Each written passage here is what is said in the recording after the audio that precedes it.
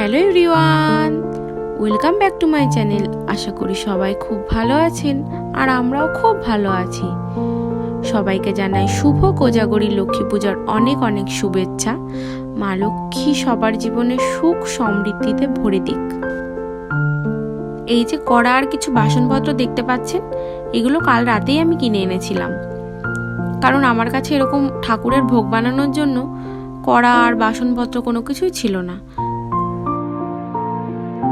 সকালবেলা ঘুম থেকে উঠে আগে আমি রান্নাঘরটা ভালো করে পরিষ্কার করে নিয়েছিলাম। তারপর স্নান সেরে সরাসরি চলে এলাম কিচেনে। জাপানে এসে আজ প্রথম ঘরে লক্ষ্মী পুজো করব। সুজি ভেজে দুধ দিয়ে সুজিটা বানিয়ে নিলাম। এবার কিছু 5 রকমের সবজি ভেজে নেব। যদিও বা দুদিন আগে লক্ষ্মী পুজো ছিল, তা আমার একটু দেরি হয়ে গেছে, কারণ সৈকতের অফিস ছুটি ছিল না, তাই আর তখন পুজোটা করে উঠতে পারিনি।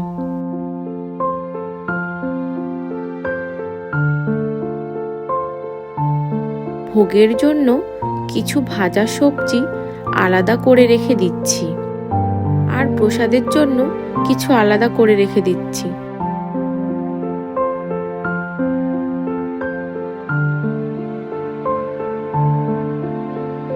অনেকক্ষণ আগে ময়দাটা মেখে রেখেছি, এবার কিছু লুচি ভেজে নিই।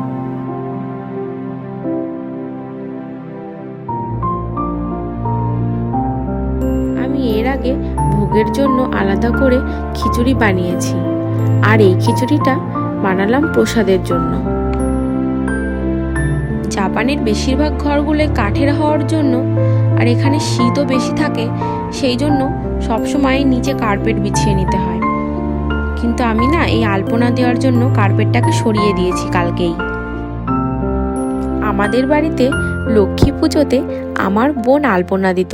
ও খুব ভালো আলপনা দেয়, আমি অতটা ভালো আলপনা দিতে পারি না।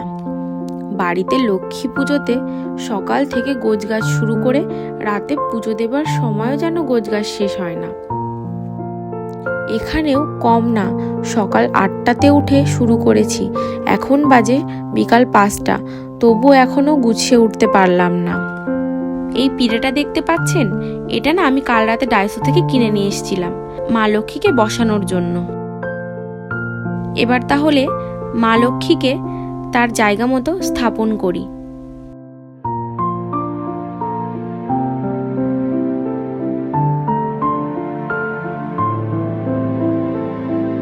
এবার পুজোর ঘটে সিঁদুর দেব, আর এই যে পিতলের আমের পাতা রয়েছে, এতেও সিঁদুর দিয়ে ঘরটাকে স্থাপন করে দেব।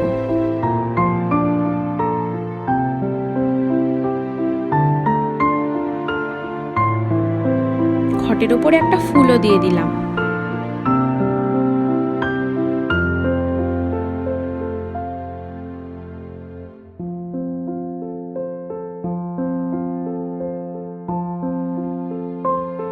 এখন আমি ঠাকুরের নৈবেদ্যটা সাজিয়ে নিচ্ছি।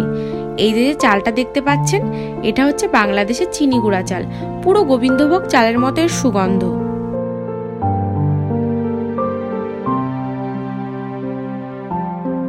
এখানে কোথাও আস্ত নারকেল খুঁজে পেলাম না, যার কারণে স্টোর থেকে নারকেল কোড়ার একটা প্যাকেট কিনে এনে সেটা দিয়েই নাড়ু বানিয়েছি।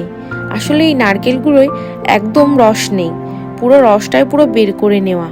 এর ভেতরে একটু দুধ আর একটু কনডেন্স মিল্ক দিয়ে নাড়ুগুলো বানিয়েছি। কি আর করা যাবে, লক্ষ্মী পুজোতে নাড়ু না হলে কি আর চলে, তাই এটা দিয়েই বানিয়েছি।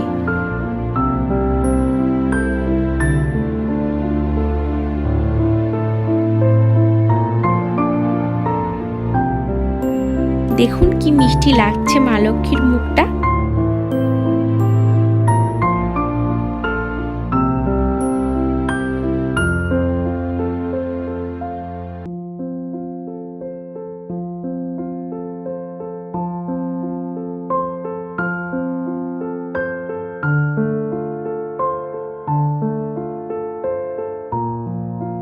আমি যখন বাড়ি থেকে আসি তখন মা লক্ষ্মী পুজোর কিছু সরঞ্জাম সাথে এনেছিলাম অবশ্য, কিন্তু সাথে করে একটা পাঁচালি আর আনা হয়নি।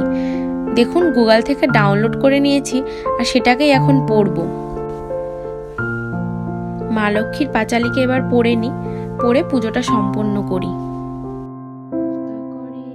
স্ত্রী পুত্র ত্যাজি সবাই যায় দেশান্তরে, স্ত্রী পুরুষ সবে করে ধর্ম পরিহার, সদা চলে প্রবঞ্চনা মিথ্যা অবিচার, তুমি মাগো জগতের সর্বহিতকারী, সুখ শান্তি সম্পত্তি অধিকারী, স্থির হয়ে রহ জগৎপতি ঘরে ঘরে।